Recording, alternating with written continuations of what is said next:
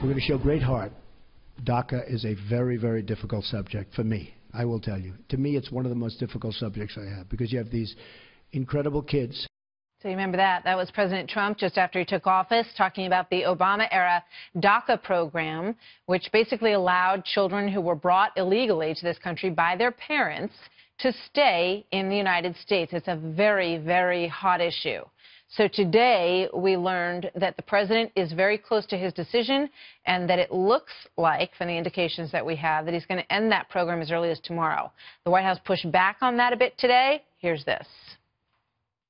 My position today is that the administration is still reviewing the policy. In terms of DACA, echoing again on what Tom said earlier, final decision on that front has not been made, and when it is, we will certainly inform everybody in this room.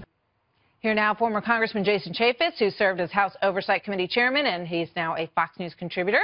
Juan Williams, co-host of The Five and Fox News political analyst. So not today, today's Thursday, but maybe Friday, around 4 or 5 o'clock, do you think? Jason? Friday before Labor Day. Yeah. Look, the program expires, and one of the options for the president is to simply let it expire. But I think he'll probably do a little bit more than that. He may allow, grandfather in some of these kids so there's not this immediacy to just pulling it all back. But the president does have some options. But what he did originally should have never happened. The president just can't unilaterally go and change the law. You mean President Obama? Yeah, what President Obama did originally, I mean, he had the House and Senate and the presidency, the Democrats, and they didn't do anything on this issue. It wasn't until 2012, months before an election, that suddenly he did this. But I think it was wrong at the beginning, and I want to have compassion and deal with the 2-year-old who was brought here, no fault of their own by their parents, but you have to live by the law. Juan. Well, I think President Trump is playing poker here. He's betting that by saying that he's going to end this program, Martha, that there are people in Congress who will say, as we enter this September of budget negotiations and deficit ceiling negotiations, people will say, well, you know what, hold off, we'll make a trade with you. You'll get your wall, but we get DACA back. And I think he is placing a bad bet here because not only do the opinion polls show that most Americans favor DACA and want the program to continue, but you also have a situation where I think the Democrats are willing to push the president on this and say we're not negotiating with the fate of these children who have come here, some of whom have served in the U.S. military.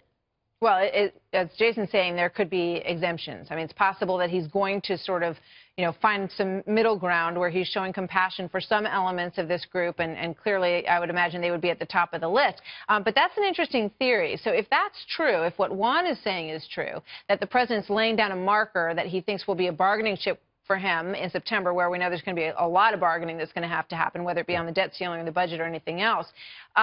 In that case, he would put down the marker pretty strongly, I would imagine. Well, yeah.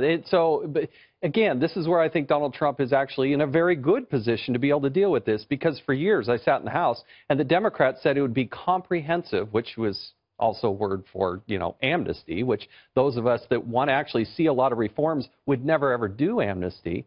But it put him in a position now where he can actually get the Democrats, the Luis Gutierrez's of the world, to the table and say, look, there are lots of things that we probably actually do agree with, but we are going to lock down the border. We're not going to do amnesty, and we're not just going to give you a blanket pass to allow all these people to just stay here illegally. But one problem in the Congress may be that, guess what? The Democrats and the Republicans may preempt the president because they could do like what's called a discharge petition. They can just simply say, let's have a vote on this, and this would meet your needs, which is to say Congress should act on this. It shouldn't be an independent action by the executive.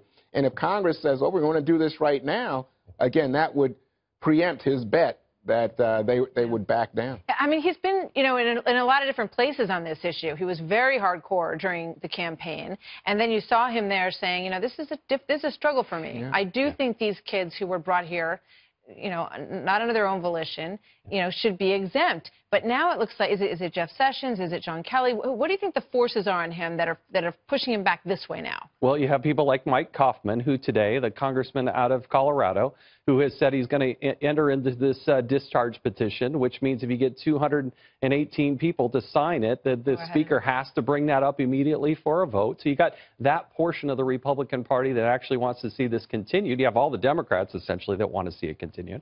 But on the other side, you have people like Congressman Steve King and others who helped get the president into place that don't want to see this. They want to see it ended. So it is a contentious issue. This is not an easy one by any means. All right. Thanks, you guys. Good to see you both. Have a great Labor Day weekend.